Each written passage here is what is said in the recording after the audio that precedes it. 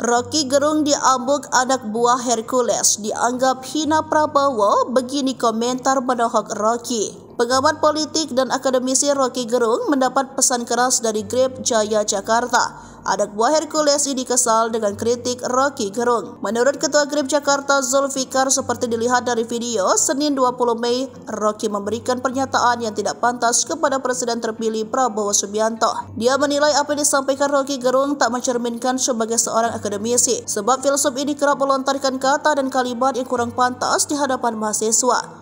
Juga dianggap tak memiliki niat baik untuk membangun NKRI. Maka itu Grab memberikan ancaman keras bahwa mereka akan setia mengawal Prabowo Gibran dan menjadi garda terdepan. Zul pun menghimbau agar polisi segera menangkap Rocky Gerung, sehingga jika tidak maka jangan salahkan jika Grab akan bergerak sendiri menangkap Rocky. Sejauh ini belum ada tanggapan dari Rocky Gerung, namun jika merujuk kepada kasus sebelumnya, reputasi Grab Jaya memang tak main-main. Beberapa preman atau jawara seperti Muslim Yunus dan Abbas Suta yang mendatang Hercules langsung kena geruduk dan ditangkap Grab Jaya.